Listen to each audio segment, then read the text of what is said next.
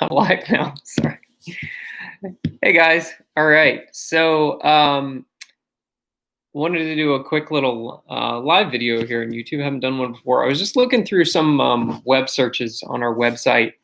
I've been making a lot of videos lately, and I realized that I forgot to do one on the topic of can you sell a house in forbearance? Because of COVID-19, there's a lot of people that. Sorry, I'm at home today. Got a little dog hair in my mouth there.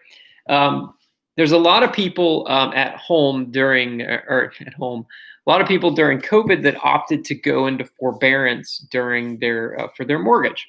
So why would someone go into forbearance? Well, a lot of mortgage companies were voluntarily offering this um, to their clients. Actually, I have a buddy of mine got a phone call from his mortgage company asking him if he wanted to go into forbearance.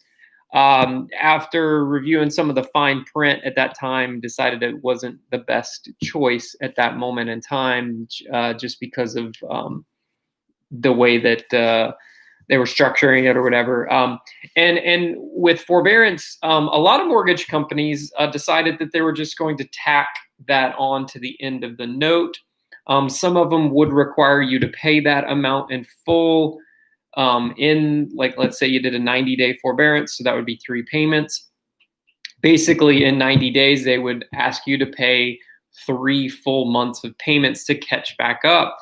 And really, a lot of people realize that, well, what's the point in doing that? The whole point of going to the forbearance is to save on the mortgage payment, and then you're gonna make 3 months worth of mortgage payments in 3 months. Well, why not just make the mortgage payment every month now?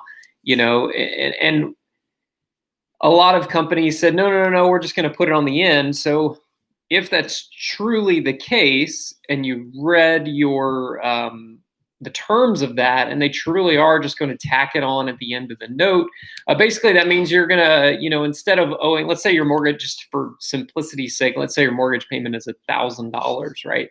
$1,000 a month. When you do go to sell the house or pay off the mortgage, most people don't ever pay off their mortgage. The average American owns their house for about somewhere between 5 and 7 years, and they sell their house every 5 to 7 years, and they go get another mortgage. So that mortgage gets paid off when they sell the house. And the whole topic of this video is, can you sell a house while in forbearance? Well, absolutely you can. Why couldn't you sell you own the house. It's not, the bank doesn't own your house. You own the house. You just owe the bank money, and they have a lien on the house, and they can take the house if you don't pay them. So the way it works is really no different than if you were selling your house and you weren't in forbearance. The title company, or in the case we're in the state of Georgia, Georgia is a closing attorney state, which essentially act in the same premise as a title company.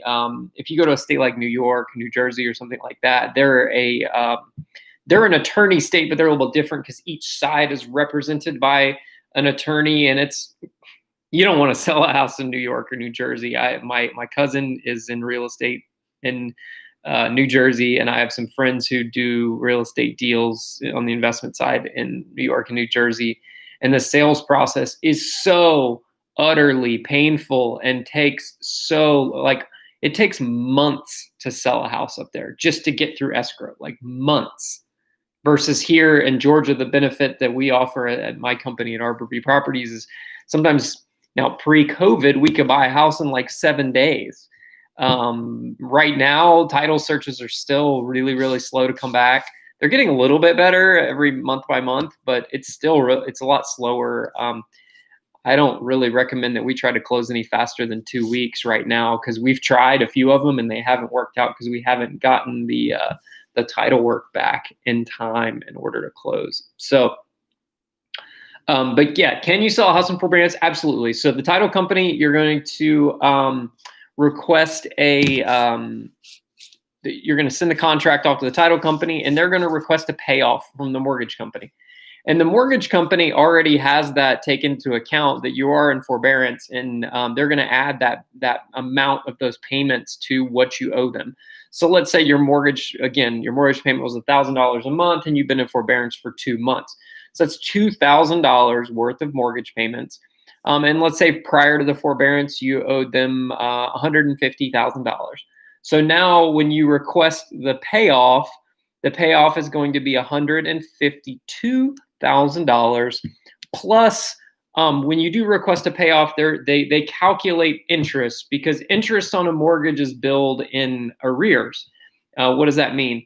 So arrears means that if you are selling your house today, or I'm sorry, you're making your mortgage payment today, in the middle of we're in January, you are paying interest for the last 30 days. So basically what that means is when they request a payoff to pay off the mortgage company, they're going to calculate the amount of time between your last billing statement cycle. So let's say your bill cycle's on the 1st of every month. It's really the 15th. So let's say the 15th, right? So we're right at the 15th of the month. They're going to calculate interest from the 15th of last month up until the day you close, and then they usually pad like a week onto that payoff just in case closing doesn't happen on time. For example, we don't like to close deals on Mondays or Fridays. I'm not saying we don't do it, but it's a lot better when we close on Tuesday, Wednesday, or Thursday. Reason being is that if you close on a Monday, everyone is scrambling. Everyone's out of the office for the weekend, and we're all scrambling to get everything together last minute to close on a Monday.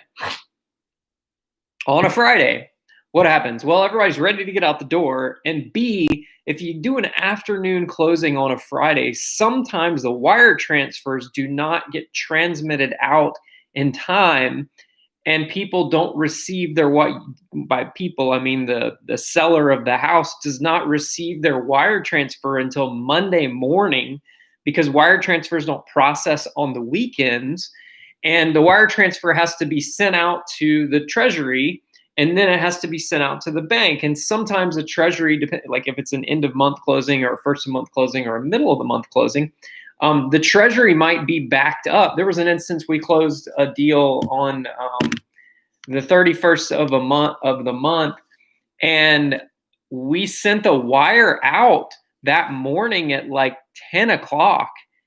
And normally wires go through within maybe an hour or two tops.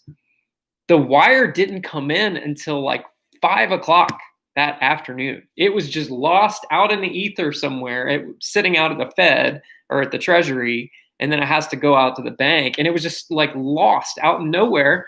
And the seller was kind of freaking out, like, hey, where's my money? It's like, the wire was sent, it's out there, and it was sent in time for, we sent the closing out, or we sent the wire out in the morning at, I think it's 10 o'clock in the morning, and the closing wasn't even going to be until 2 o'clock in the afternoon. So there was plenty of time for that wire to get from 10 out and get to the closing attorney by the closing time, so that they could transmit it out and the seller could get their wire.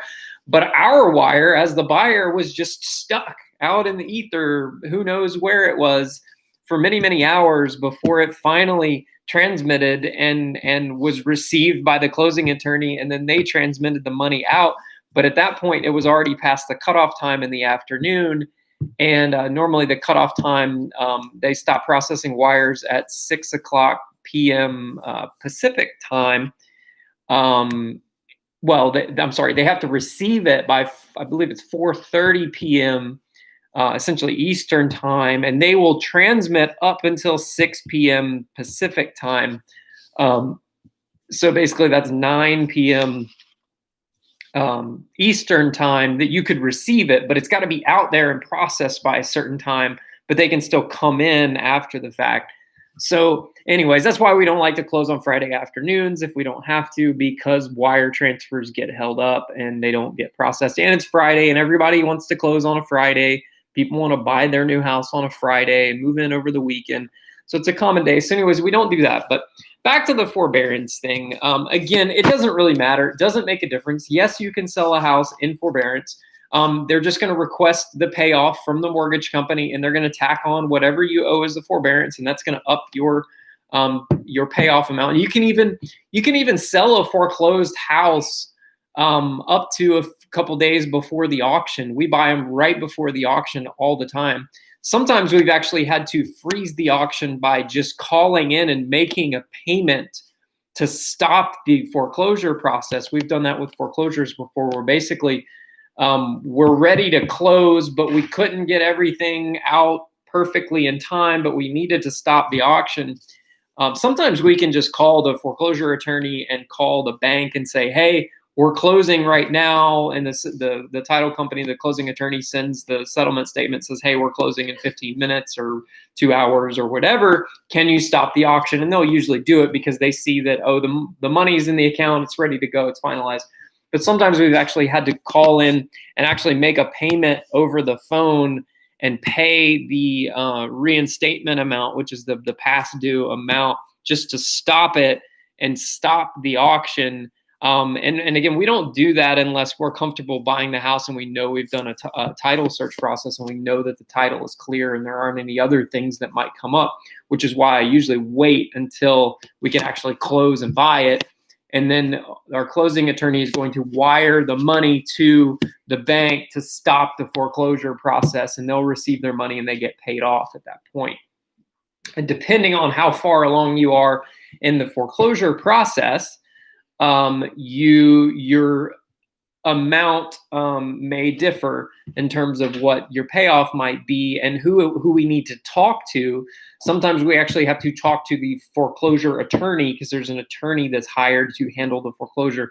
We might actually have to reach out to the foreclosure attorney to do that. So anyways, I hope that answered your question. Can you sell a house in forbearance? And the answer is absolutely you can. The title company or the closing attorney is going to request a payoff from the mortgage company, and they will wire that amount to pay it off. So thanks again, guys.